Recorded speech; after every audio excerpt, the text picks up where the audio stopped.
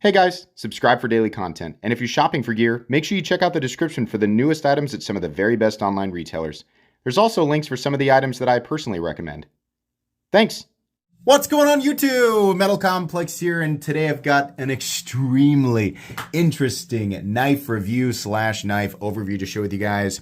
This is the Microtech manual stitch with the new RAM-LOK. Holy moly, this thing has been super duper hyped up. Is the hype real? I'm going to share my thoughts with you after having carried this knife for about 6 days now. This knife was loaned to me, not given, loaned to me by Lucifer's Blade here on YouTube, or The Only Lucifer on Instagram. I will be sending this back to him. I do not get to keep it. This is an extremely popular model. There's a lot of interest in this. And at the time of this recording, they are sold out. If you're new to the knife world and you're like, I want that, why can't I get it? Like, you should be able to provide a link that leads me to it immediately. I am not the home shopping network, right? My goal is not to sell this stuff. I'm telling you guys what I think about the model and how it works as an everyday carry, cutting apparatus. It's your job to hunt it down and find it. If you want to buy it, that's on you, right? I'm in the same boat. I would like to buy this thing too, but I have to wait until it's available, right? So I will link down below retailers where they periodically pop up, but you're going to have to do a little bit of hunting. A lot of misinformation about this thing floating around out there. Number one, is this knife made in the United States? Or is it made in China? It's made in the USA. Factually, this is a USA Microtech. If you have heard that Microtech is moving all of their production to China, whoever told you that was an idiot. They're incorrect. This is a USA model. They currently only have 2 models that are being made by Reich in China, as far as I know. Perhaps that number will go up over time, but this particular knife, this is a production stitch that is manufactured in the United States. What is the actual price in this? What's the retail price? What can we expect to see it at? The release price of this on microtechgear.com was $300. I would imagine for a little bit, we're going to see prices that are all over the place. Sometimes you're going to see these things in the multiple thousands. Why is that? It's because it's not actually the production model. You're looking at a custom. I'm not saying I agree with those prices, but you have to actually look at the listing and find out, am I looking at a custom Microtech or am I looking at a production Microtech, right? This review is going to be based on the $300 retail price that Microtech themselves posted on their Microtech Gear website. Do I expect that price to go up over time? I absolutely do. It's Microtech. That's what we're going to see, right? I'm going to talk about the range that I think this thing appropriately falls into, what I would be willing to pay for it, right? But we're basing this review on that $300 retail price tag. Thanks to my patrons for supporting me, and please make sure to follow me on Instagram at metal_complex. I'm sorry for the lengthy intro there. I just felt like getting that stuff out of the way will help mitigate a lot of questions and complaints from a lot of people. I know this is a popular model, right? Overall length is coming in at 8.5 inches. Blade length is coming in at about 3.6. Cutting edge is coming in at 3 inches, thanks to that very famous forward choil. Let's go ahead and do some size comparisons up against the Ontario Rat Model 1 and the Ontario Rat Model 2. This is what I would refer to as a full-size knife, right? The people who carry the Cold Steel 4MAX will inevitably argue, more so to just let us know that they carry the Cold Steel 4MAX. But this is, for most people, a full-size knife. How about up against the Demco AD 20.5, right, bigger there. How about up against the Spyderco PM2 and the Spyderco Para 3? Definitely bigger than the Para 3. Larger than the PM2 as well, but it's just a different shape. It's a different profile. We'll talk more about that. And then finally, how about up against the Benchmade Griptilian, or in this case, the Ritter Hogue, and the Benchmade Bug Out. And you know what? It wouldn't make sense to review this knife and not put it up against the Auto Stitch, right? Now, this is based on the original custom Borka stitch, which is almost impossible to find. Multiple thousands of dollars is putting it lightly, right? But this is a collaboration, right, between Borka and Microtech. The original production Microtech was an automatic, right? So is it still the same size? It is the same overall length, but dimensionally it is a little bit different. The new one has a little bit of a thinner blade stock. It's also got thinner scales, and I think that's for the better, right? The grind is also slightly different. We do not have the sharpening choil up here, which I think is also better, but I will admit, I think that the Auto Stitches blade looks a little bit better, except for the fact that it has a lot more billboarding. They did a better job with the billboarding, the lack thereof, the billboarding on the manual one. It looks way better, but the actual aesthetic of the blade, I think in the original one looks a little better. This guy is noticeably less hefty, right? It's just not quite as thick. So if you're wondering, there's your differences there. And then also, obviously, the automatic one is automatic and this one is manual. Let's go ahead and do carry profile. Thickness up against the Spyderco Para 3. Not crazy. This is a good thing, I think, that they have reduced it because it is a large knife in the pot. It is, right? As somebody who I love large knives. I have gigantic, freaking, hulking, ridiculous knives in my collection, right? Knives with blades that are nearly half an inch thick. I'm not kidding. I love that stuff. They're insane to carry, right? But as somebody who knows good and well what a big knife is, Cold Steel fans who are deleting your comments right now, I get it. I'm just saying it was a good idea that they reduced it because you're going to notice it in the pocket, right? In terms of, this way, right? Anyways, he's sassy today. It's a little thicker than the PM2. I'm sorry, the Para 3. Length and height up against the PM2 and the Para 3. You can see that this guy is definitely at least the same length as the PM2, maybe a little bit longer. And there's no fudge in it. It is taller because of this sharpened arrowhead of a blade profile. How's the action? That's the most important part, right? The manual stitch, we finally have it, right? What's the big deal? What's the big deal? Why is everybody freaking out about the manual stitch? Well, we had the Borka stitch, which, even back when you could get it, you were going to pay, even at the best of days, you were going to pay $1,500, right? And then you couldn't get it, and you were going to spend $2,000, $3,000, $4,000 if you could find one. Microtech made the Auto Stitch. Very cool, but it had the, it was an automatic that had an opening hole that was very tempting to use, but you can't do anything with it because it doesn't deploy that way. You have to use the button, right? It's just as somebody who has reviewed and handled the original Stitch, I was like, man, this is amazing. It's such a wonderful design to deploy manually, right? They need to make a production version of this. Lots of people have been saying, right? So how does it deploy? It's awesome. It works very well. If you're going to just wheel it out, wonderful. If you're going to thumb flick it out, wonderful. And the cherry on top is that the reverse flick is also wonderful. Now, you get these and you're like, nah, mine does this. It's not as good. Metal Complex is overhyping it. Let me tell you what you're doing here. You're dragging this RAM-LOK against your index finger. If you're resting here, it's not going to do what you want it to do. Get it up here. That's what you want it to do. Watch, right? Video evidence. This is what you want it to do. When your finger's up here, the RAM-LOK is not dragging against your finger and making it harder for that blade to deploy. If you get your index finger up here, this deploys a lot like, it's the same level of satisfaction that you would get from a Spyderco Shaman, a Para 3, a PM2, all of those reverse flicky knives, right? This is wonderful to deploy, and the RAM-LOK itself actually works really well. It is super smooth.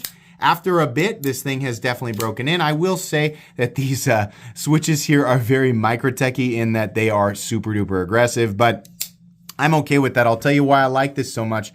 This system is much like a Benchmade Axis lock, except I think there's actually a little bit more surface contact, and most importantly, it does not run on Omega springs. It runs on a coil spring, which is, I'm not sure why I had trouble saying spring. This is factually and substantially more reliable over a long period of time, right? I personally have never had Omega springs break, but they're going to break before the coil spring does, right? I mean, ever since we had, Benchmade did that, the Anthem, right, which is severely underrated, severely underrated knife from Benchmade, and it had a coil spring, right? The Spyderco did the Mannix. Now, it was similar to an axis lock, but it would use a little ball bearing. But the little switch had a coil spring. Really, the issue with the Mannix is that the switch was plastic. This has a metal switch. It's metal on metal contact, and it's a coil spring, and there is a lot of contact. There is a lot of material sliding into place behind the blade. Not only is this easy to manipulate, it is extremely strong and extremely long-term reliable. Absolutely. The lockup on this thing is solid. It is going to be more than enough, right, for anybody. Unless you're like, well, you know, what I do day to day is pry bricks out of the ground. Like, they keep calling the police on me because I'm prying all the bricks out of the street. Well, stop. I don't know why you do anything that you're going to be. I'm joking around here, but anything that you would normally ask of a folding knife, it will be able to do that and then some, right? Much like the triad lock, which people will throw in there as an argument, the blade will break before the lock does. Even if the triad lock is stronger than this, the blade on both the stitch or any knife utilizing the triad lock, the blade will fail first. So congratulations, you have an incredibly strong lock on a knife with a broken blade, right? So this will be just fine. It has operated flawlessly. The action has only gotten better over time. And once I figured out, to get my index finger up above the RAM-LOK, I was like, oh God, that makes such a huge difference, right? So the action is wonderful. And this is versus the MSI, right? Which I do like, but this has a little bit more holding the blade in place. So it's a little easier to get good leverage off the blade. The action on the stitch is definitely better, or the deployment, I shouldn't say the action, the deployment on the stitch is definitely better and definitely more satisfying.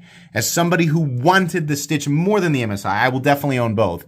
That's really satisfying to me. It was, that was the thing that would have ruined it, right? I wanted to like this knife, but I was like, if that action is not the way that I want it to be, if I can't get a satisfying reverse flick out of the thing, then I don't want it, right? It needs to be the full package for me. And that's harsh to force it to have that thing, which is a trivial thing, to be able to deploy it like that, right? Really, it should just be able to deploy reliably, but there you go. For people wondering, it's all that it should be.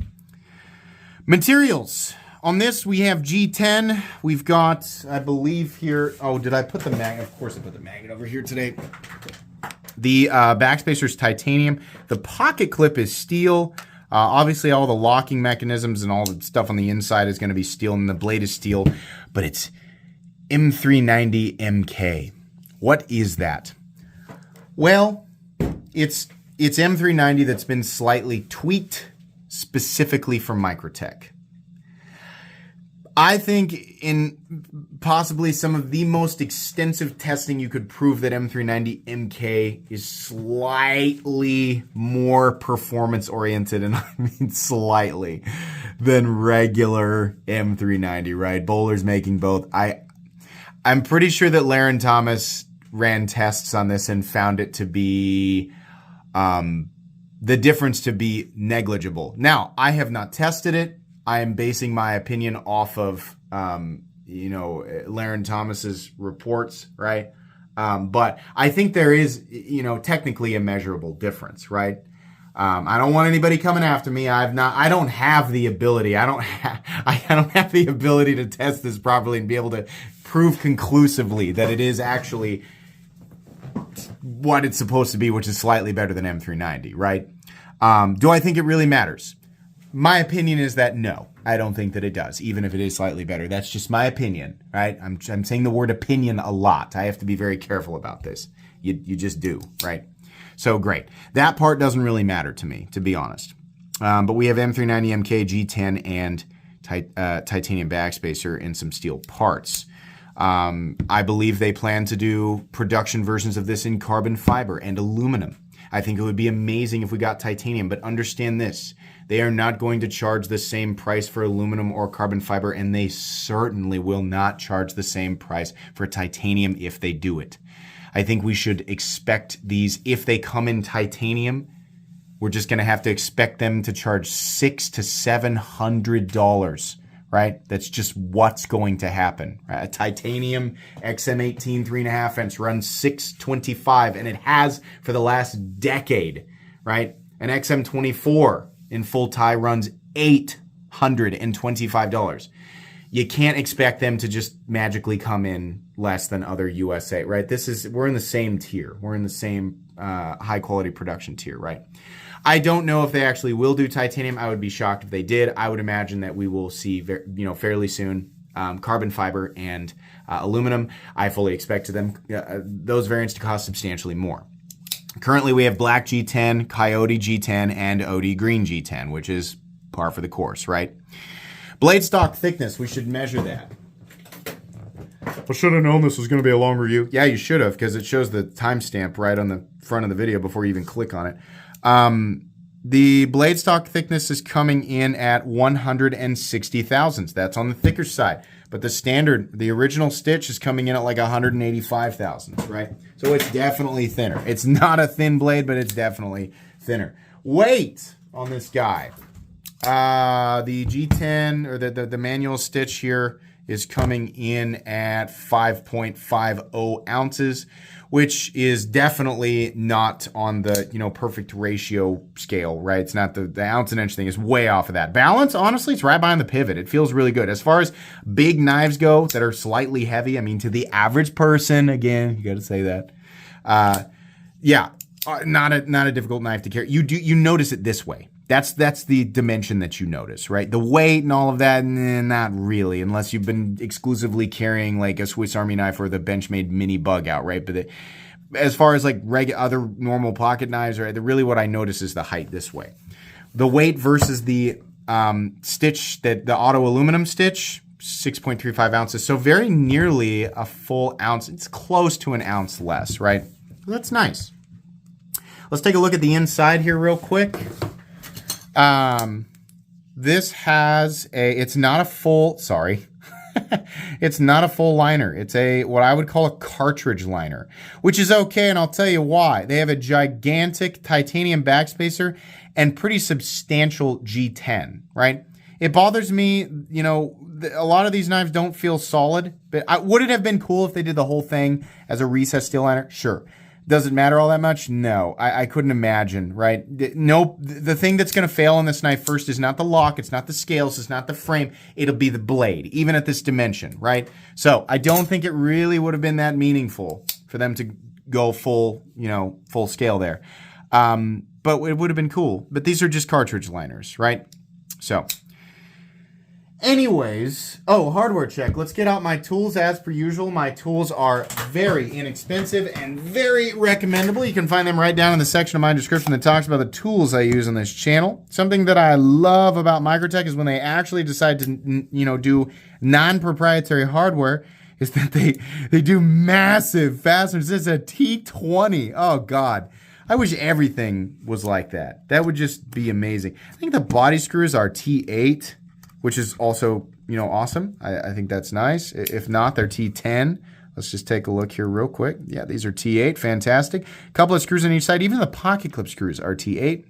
This is going to be kind of, taking it apart and putting it back together is going to be a little bit tricky because you're probably going to have to pull down on this to get the blade into place, right? Anybody who's taken apart a Benchmade Axis lock or Axis lock style knife has, probably gone through that before. I don't think it'll be as tricky other than, holding that coil spring in place, because obviously pushing it together and having the pieces in the right, you could get that coil spring to like fly off into the corner of your room or something. So it might be that you want to take it apart, put it back together underneath a piece of Tupperware so that doesn't happen.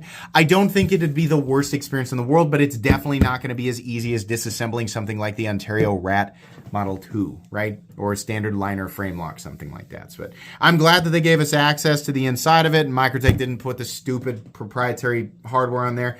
That being said, you need to check with Microtech before you disassemble this stuff because it might void your warranty. I have no idea. I'm not Microtech, right? So check with them first. If you disassemble it and it voids your warranty, that's your fault. You got to check with Microtech. All right, meat and potatoes time. How is it using this thing? Well, the ergonomic lines on this are some of the most organic and comfortable I have ever felt. And I've said that since, I originally handled the Borka Stitch. The ergonomic lines are very similar to a Shaman in terms of where you choke up, right, where you grab. You can see here, right, forward choil and the primary grips are very, very similar. It's also extremely similar to the Demco, right? These are some of my favorite ergonomic knives, and here's why. It's because those choke up spots are the same. Now, obviously, this is a different profile, but you can see here the standard position grip and the choke up spots are very similar. The most similar, I would say, it is to a Strider. It's extremely. Now, does that mean there's copying going on here? No, it means that these ergonomic lines work. They're organic because, as far as I know, human hands are all relatively similar in that they are shaped like human hands, right? So it's not like anybody's copying anybody. It's just like, hey, this works, right? And you could also say it's kind of similar to like the Para 3. You have the standard grip and the choke up position, right? So there's lots of knives that kind of have the similar lines here. Choking up and then bracing behind this sort of arrowhead notch up here just feels really awesome. In practice, is it that much better of a knife than, like a rat? Well, no. The edge, it's a little bit thick behind the edge, honestly. I've done, when people always ask me, like, what did you do to test it, right? Well, I cut some cardboard boxes, I opened up some packaging, stuff like that. Not anything that's gonna ruin the edge, right? I mean, I've been carrying it for 5 or 6 days, and it's been functioning how I expected. The edge is a little bit thick, but the best part about carrying and using this thing is that it is cool every single time. Every single time I got this thing out to cut something, I was like, oh yeah. There's something about the shape and the profile of the blade. It just feels good to hang on to. It feels good like this. I mean, you can hold it like this, but it's a little bit awkward, right? But choking up, cutting into packaging, you just really feel locked in. Not once did I ever use this knife in a way where I felt like that lock-in was absolutely necessary, but I felt cool, right? I think carrying and using this knife is not necessarily about having a utilitarian advantage. It is just purely cool factor. I think this knife for most people is going to be way above and beyond what you need. It is definitely capable of handling some abuse. That blade geometry is robust, right? This blade steel does not have high toughness. A lot of people are confused about M390, right? This is extremely similar to M390. I know I'm not saying MK, but it's extremely similar. M390 is not a tough steel. It has good potential edge retention if it is heat treated correctly, and it has very high corrosion resistance. Toughness and edge retention are not the same thing. M390 tends to be pretty brittle, right? And pretty prone to fracturing if you are abusing the knife. So anything, that's saving this in the way of toughness is the geometry of the blade. The geometry of the blade is plenty robust. While not as robust as the original Auto Stitch with the original collaboration, right? It's still plenty robust, right? So it's making up for some of that there. I think this knife can definitely handle plenty of abuse. I don't think the vast majority of people will throw that type of abuse at it, but it definitely can handle it. There's just a lot of material, even with the taper out to the tip, which is plenty pointy, puncturing, things like that will be fine. There's just a lot of material here, right? It's a cool knife. It's fun to use every single time. While I don't like the profile aesthetically as much as the Auto Stitch, I do really appreciate that they got rid of the sharpening choil, right? There's not nearly as much of a hang-up spot. Now, if the material drops over the edge towards your finger, then sure. But if you keep that material on this side, you don't have to be like, oh, I still got to watch out for the sharpening choil. No, you just push the edge right into the material, which it does just fine. You're pushing a fairly thick wedge of material through whatever you're cutting, but it does fine. It slices well, it punctures well, and it looks cool while it's doing it. Microtech kept all of their ridiculous, not all, but most of their ridiculous billboarding off of these things. We got the Microtech Hawk Claw logo, M390MK, right? The Borka logo. And on this side, nothing. But look how good it looks when there's nothing here. Just fine. You got to put it on the clip, fine. Leave it there. But I wish they would have just left everything else off the blade, right? This one has the tumbled finish. I think it looks great. I am certain that we will see apocalyptic. We will see satin. We will see tumbled bronze. We will see apocalyptic bronze. We will see DLC, all of that. I am certain. I would be, really excited if they decided to do the cool bright colors like the blue and the red Cerakote or whatever it is that they do. Maybe it's PVD, I'm not really sure. I think that'd be awesome. I think it would be smart for Microtech to make as many variants of these things as possible, right? But we'll see. A lot of people are screaming, why don't they just make more? People clearly want these. Why don't they just make more?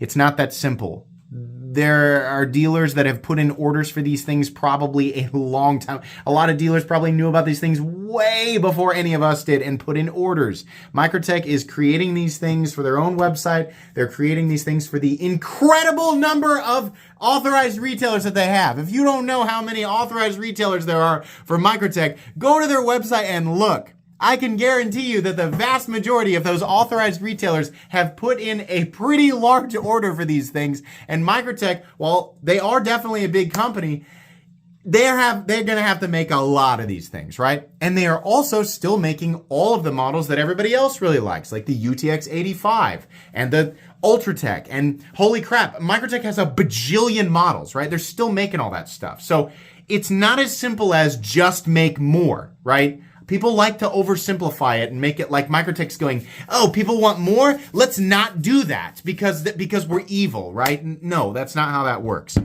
I'm certain they're trying. I'm certain they know that people really want these. And I am certain that they will do everything they can to make as many of these things as possible. But we are going to have to wait, right? Myself included. I'm going to have to wait, right? The only issue with this thing, it's an ergonomic issue because Microtech just refuses to do anything else outside of this super bill clip, right? Number one, the bill of the clip, you can feel it. It's not the worst hotspot in the world, but you can feel it, right? There's no getting around it. If you're wearing gloves, you'll be all right, but you can definitely feel it. The other issue with the clip is that it's right hand only. This is so stupid. This is an ambidextrous lock, and they're like, nah, let's just do right-handed only, right? And I've had this argument with people. They're like, I'm glad, as a right-handed person, I'm really glad that they didn't cut out a spot on the other side and make the ugly spot. Okay, great. So, but the lefties are still thrown under the bus. I can promise you that you would not think that way if you were a lefty, right? The vast majority of lefties probably don't give a crap if there's something carved out on the opposing side where the clip is not, right? I'm sure that they're just ever so thankful that they even got a position for the pocket clip, right? So of course, people are going to take that stance as a right-handed person. I want it right-handed and I don't want to have to look at a spot on the nut. That is so unbelievably selfish. I'm sorry. I'm going to dismiss that entirely. I don't understand why companies will make ambi locks. Beautiful, functional, strong ambi locks and be like, right-handed people are the only people left in this world. Microtech, what are you doing? What? You did the MSI with the ambi clip position. So what is this? That makes no sense. It's so weird, man. So weird. I am right-handed. So great. It works for me. But 10% of us are left-handed, right? You put a lanyard thing on here, people are always like, you come down the lanyard thing and you don't like it, so you don't care. There are way more left-handed people on this earth who like knives than there are people on this earth who like knives and like lanyards, factually. I'm not saying lanyard people don't matter. I'm just saying you would be catering to a much broader audience.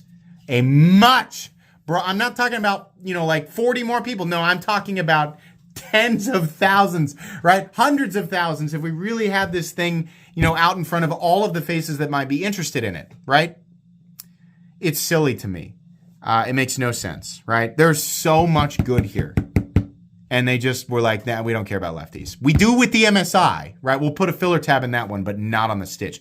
Do the filler tab thing, right? It's fine. I think all of us, speaking as a right-handed person who would have to look at the filler, I would be cursed with having to look at the filler tab every time I had this thing in my hand.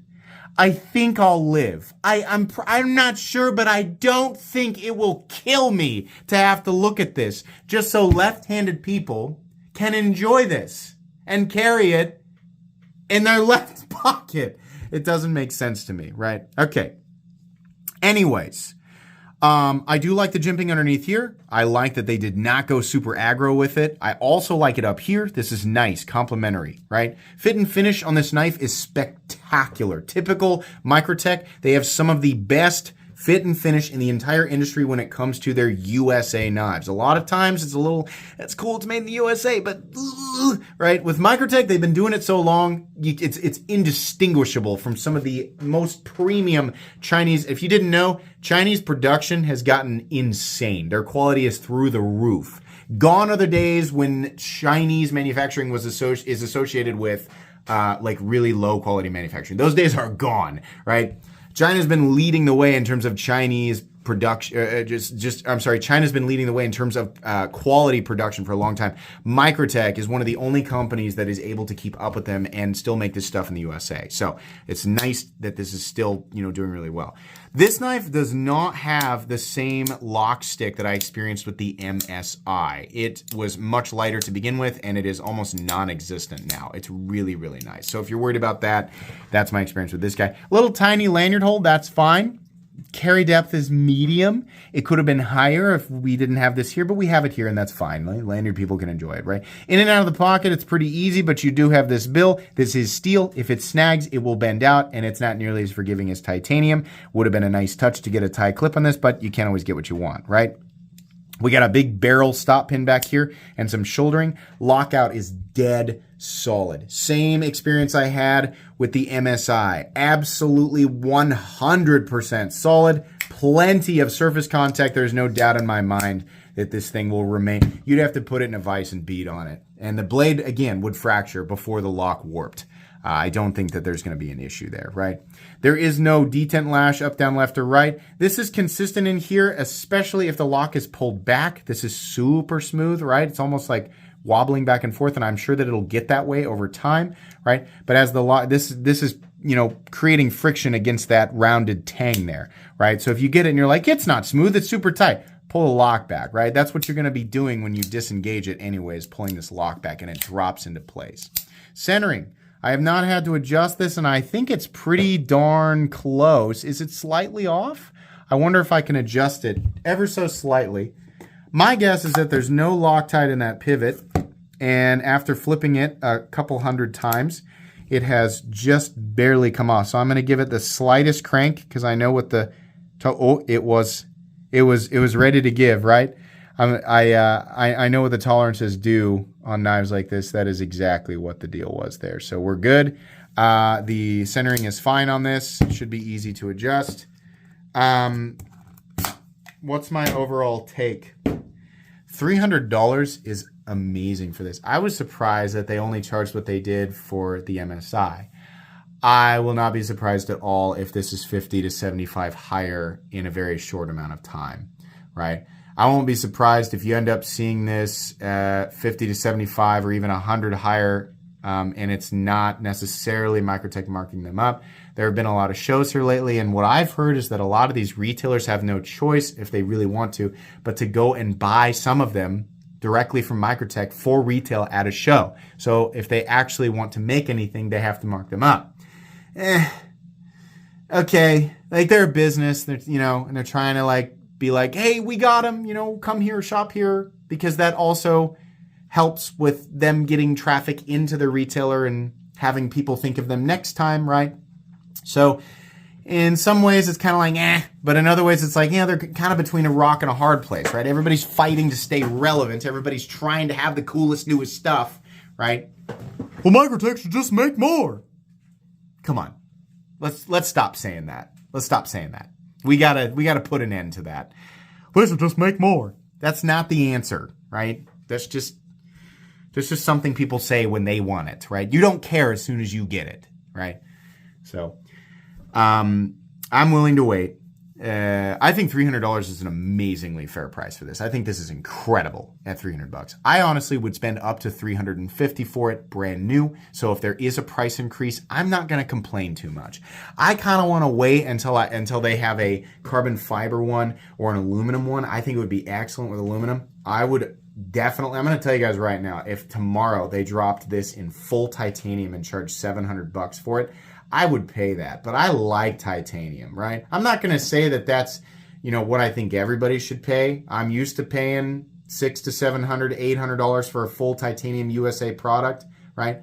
I think a fair price for this in G10 is $300 up to $350. I would pay a little bit more for aluminum, and it wouldn't surprise me if they come in at $400 for carbon fiber, but you have to love carbon fiber. I think the best versions of these to go for will be the G10 ones, and I think $300 to $350 would be a fair price. It's excellent at $300. This is an amazing knife. The biggest blunder and the most confusing part of this is why they didn't put the position for, like the mounting spot for a left-handed clip. I have no idea why. Outside of that, this is excellent. This is wonderful. Not only will I be buying one of these, I will probably collect this model. I will probably buy more than one of these so that I have one to use and then a bunch of them just to look at, right? That's the collector in me.